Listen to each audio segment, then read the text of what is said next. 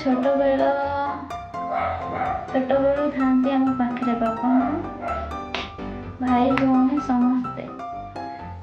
ତ ସେତେବେଳେ ଆମେ ଯାହା ବି ଚାହିଁଥାଉ ବାପା ମାନେ ଆମକୁ ସେଇଆ ଦେଇଥାନ୍ତି, ମା ମାନେ ବି ଆମକୁ ସେଇଆ ଦେଇଥାନ୍ତି, ବହୁତ ସାରା ଭଲ ପାଇବା ଦେଇଥାନ୍ତି। ତ ଆମେ ଯେତେବେଳେ ବଡ଼ ହଉ, ଆମର ବାପା ମା ଆମକୁ ବାହା ଦିଅନ୍ତି, ସେତେବେଳେ ଭାବନ୍ତି ଆମ ଝିଅ ଆମ ପାଖରେ ବହୁତ ଭଲରେ ଅଛି, ତ ଶାଶୁଘରକୁ ଗଲେ କ'ଣ କରିବ, କେମିତି ଚଳିବ, ପରିବାର କେମିତି ହେଇଥିବେ କେମିତି ନାହିଁ, ସେଥିପାଇଁ ଦେଖିକି ବାପା ମା ଆମକୁ ବାହାଘର କରନ୍ତି। ତାପରେ ଆମର ବି ମନରେ ଡର ଥାଏ, ଶାଶୁ ଶ୍ୱଶୁର କେମିତି ହେଇଥିବେ କ'ଣ ନାହିଁ। ତ ଆମକୁ ବହୁତ ଡର ଲାଗେ, ଆମେ ଶାଶୁଘରକୁ ଯେତେବେଳେ ଯିବୁ, କାମ କରିବୁ, କ'ଣ କହିବେ କ'ଣ ନାହିଁ, ଆମକୁ ବହୁତ ଡର ଲାଗେ। ତ ମୁଁ ଆଜି କହିବି ଯେ ବାପା ମା ଆମର ଯେମିତି, ଶାଶୁ ଶ୍ୱଶୁର ବି ଆମର ସେମିତି। ଆମେ ଯଦି ବାପା ମାଙ୍କୁ ଯେମିତି ବି ଭଲ ପାଉ, ସେମିତି ଶାଶୁ ଶ୍ୱଶୁରଙ୍କୁ ଭଲ ପାଇବା ଯଦି ବି ଆମକୁ ବହୁତ ଖୁସିରେ ବି ସେମାନେ ରଖିବେ, ସେମାନେ ବି ବହୁତ ଖୁସି ହେବେ, ଆମକୁ ବି ବହୁତ ଖୁସି ଲାଗିବ। ବାପା ମା ବି ଆମକୁ ବହୁତ ଖୁସିରେ କହିବେ ଝିଅ ଯାହା ହଉ, ବାପା ମାଆର ମୁଣ୍ଡ ଯେମିତି ଆମେ ତଳକୁ କରିବା ନାହିଁ, ସେମିତି ହିଁ ଶାଶୁ ଘରେ ରହିବା ଆଉ ଚଳିବା।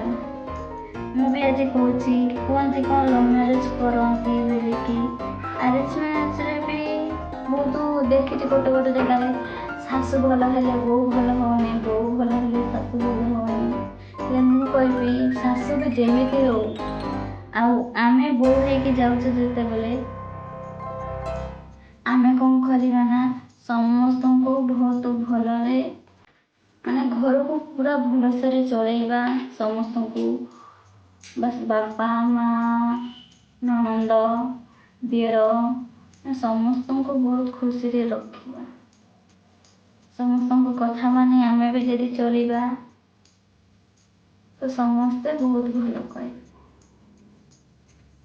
ତ ମୁଁ ଆଜି ଲଭ୍ ମ୍ୟାରେଜ୍ କରିକି ରହିଛି, ତ ବହୁତ ଡର ଥିଲା।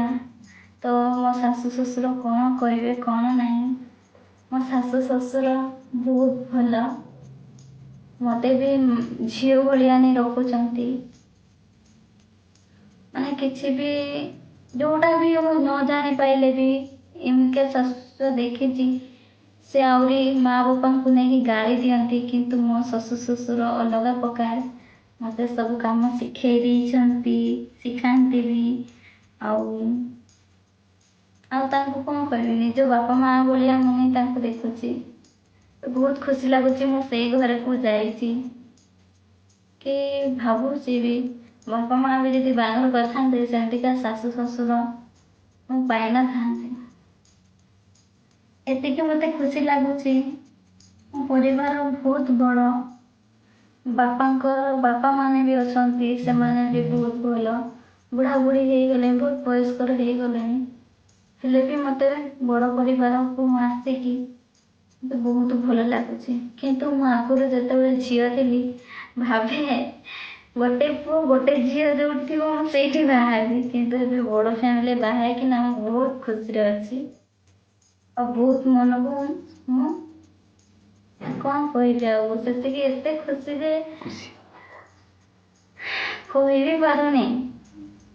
ବସ୍ ସେତିକି କହୁଛି, ଭଗବାନଙ୍କ ଆଗରେ ମୁଁ ପ୍ରାର୍ଥନା କରିଛି ମୋ ଶାଶୁ ଶ୍ୱଶୁରକୁ ମୋ ଆୟୁଷ ଦେଇକି ମୁଁ ଏମିତି ସବୁବେଳେ ମୋ ପାଖରେ ରଖିଥାନ୍ତି।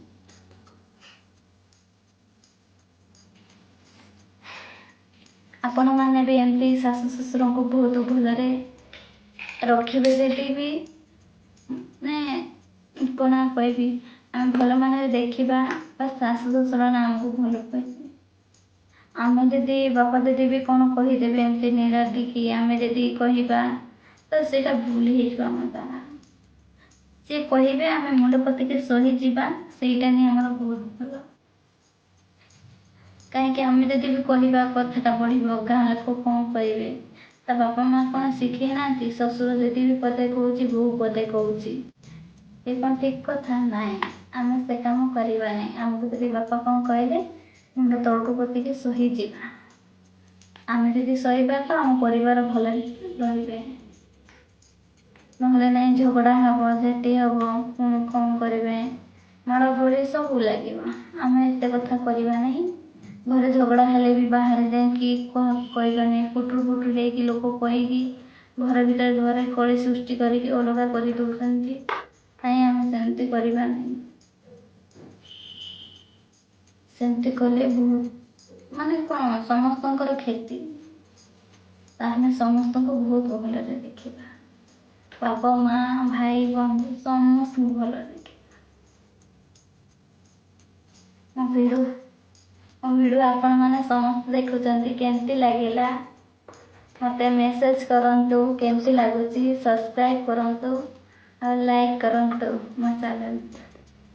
ଜୟ ଜଗନ୍ନାଥ।